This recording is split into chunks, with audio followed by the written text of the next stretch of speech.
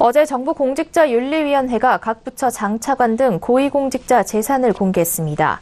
김현미 국토교통부 장관이 강남 부동산의 이상 과열 등을 막기 위해 비거주 강남 주택을 팔 것을 종용했는데 18개 부처 장관 중 5명이 강남 등의 집을 소유한 다주택자로 나타났습니다.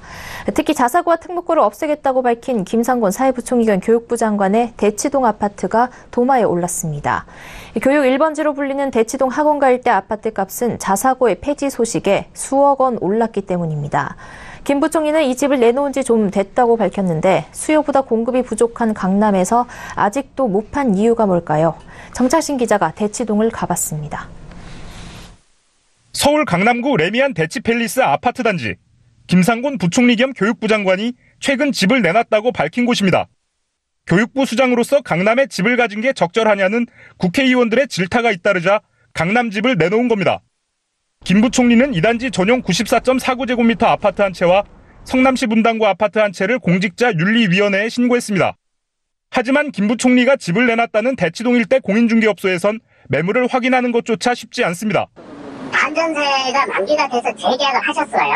그래서 매물로 나와 있진 않아요. 우리도 이제 여기 부동산끼리도 친목회가 있고 그렇거든요.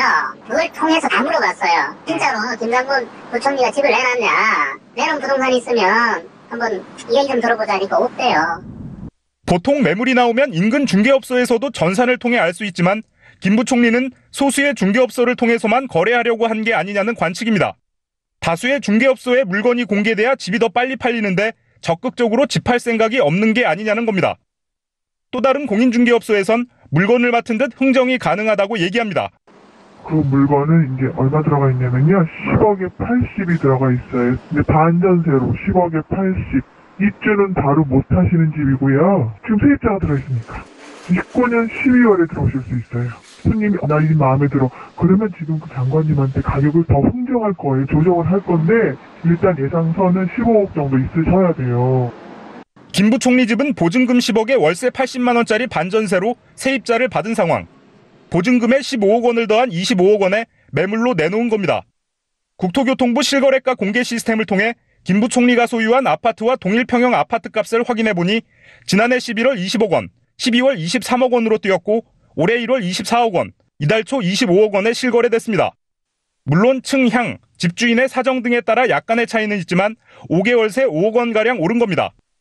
강남구 아파트 값은 양도세 중과 시행을 앞두고 조정에 들어간 상황입니다. 부동산 거래 신고가 60일 이내인 점을 감안하면 국토부 기록보다 더 떨어졌을 가능성이 있습니다. 하지만 김 부총리의 호가는 이를 반영하지 않은 것으로 추측됩니다. 하락 국면에서 집값을 더 낮춰내놔야 집이 팔리는데 그렇게 하지 않은 겁니다. 또 세입자와 재계약을 한 것으로 봐 집을 적극적으로 팔기 위해 노력했는지도 의문입니다. 김 부총리가 내놓은 집은 내년 말까지 세입자와 계약돼 있어 매수자는 이를 떠안고 사야 합니다. 이른바 갭 투자를 하게 되는 셈입니다. 부총리가 신고한 이 아파트 값은 11억 4,400만 원, 공시가격 그대로입니다. 25억 원의 절반에도 못 미치는 가격입니다. 문재인 정부는 서민의 주거 안정에 방점을 두고 주택은 투기가 아니라 주거로서 바라봐야 한다고 강조합니다. 정부 정책과 철학이 신뢰성을 얻으려면 고위공직자부터 몸소 실천에 나서야 합니다. 하지만 이 정부의 교육수장이 그 같은 철학을 공유하는지 아리송해집니다. 서울경제TV 정창신입니다.